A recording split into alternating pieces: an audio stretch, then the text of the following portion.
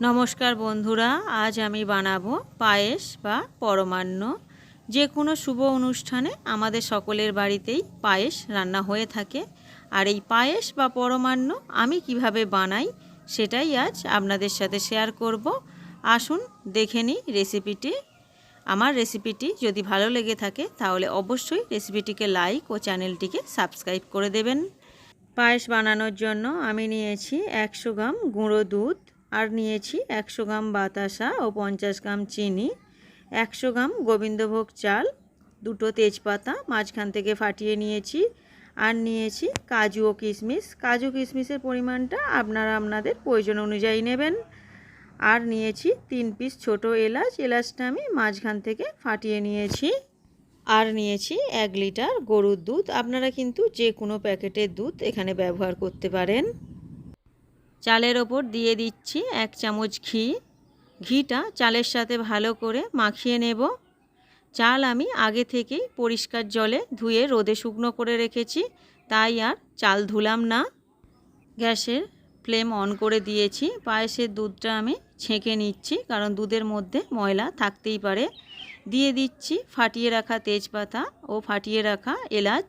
দুধটা হাত ছোঁয়া গরম হলে, অর্থাৎ দুধের মধ্যে আঙুল ডোবাতে পারছি, এই অবস্থায় আমি কিছুটা পরিমাণ দুধ তুলে নেব। পায়েস বানানোর জন্য সব সময় চেষ্টা করবেন বাতাসা ব্যবহার করতে, কারণ বাতাসা দিলে পায়েসের কালারটা খুব সুন্দর আসে, আর তার সাথে পায়েসের সেন্টটাও আরও বেড়ে যায়। গ্যাসের ফ্লেম মিডিয়ামে রেখে 2 থেকে 3 মিনিট এইভাবে দুধ নাড়াচাড়া করতে থাকবো। যে বাটির মধ্যে আমি দুধ তুলেছিলাম সেই বাটির মধ্যে দিয়ে দিলাম গুঁড়ো দুধটা। গুঁড়ো দুধ হাতার সাহায্যে ভালো করে মিশিয়ে নিচ্ছি। আপনারা যদি শুধু গুঁড়ো দুধের পায়েস বানাতে চান তাহলে 100 গ্রাম চালের জন্য অবশ্যই কিন্তু 250 গ্রাম দুধের ব্যবহার করতেই হবে। দুধটা আগের থেকে অনেকটাই ঘন হয়ে গেছে। দুধের মধ্যে দিয়ে দিচ্ছি পায়েসের চাল। চাল দেবার পর চালটা ভালোভাবে দুধের মধ্যে নাড়াচাড়া করে নেব। এইভাবেই গ্যাসের ফ্লেম লোতে রেখে 7 থেকে 8 মিনিট দুধের মধ্যে চাল ফুটিয়ে নেব। ফিরে এলাম 8 মিনিট পর। চাল প্রায় সব দুধ টেনেই নিয়েছে, আর চালটা খুব সুন্দর সিদ্ধ হয়ে গেছে। দিয়ে দিলাম আগে থেকে বানিয়ে রাখা গুঁড়ো দুধের মিশ্রণটা, আর দিয়ে দিচ্ছি বাতাসা ও চিনি। ভালো করে নাড়াচাড়া করে নিলাম। পায়েস একটু পাতলা অবস্থাতেই রেখে দিতে হয়, কারণ ঠান্ডা হয়ে যাবার পর এটা অনেকটাই ঘন হয়ে যায়।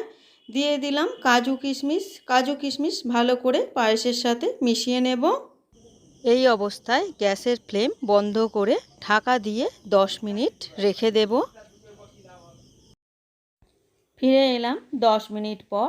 পায়েস বানাতে বাতাসা ব্যবহার করেছিলাম বলে পায়েসের কালারটা খুব সুন্দর এসেছে, আর পায়েসটা অনেকটাই ঘন হয়ে গেছে। বন্ধুরা, তৈরি হয়ে গেল খুব সহজেই এই পায়েস বা পরমান্ন রেসিপিটা কেমন লাগলো অবশ্যই কমেন্টে জানাবেন।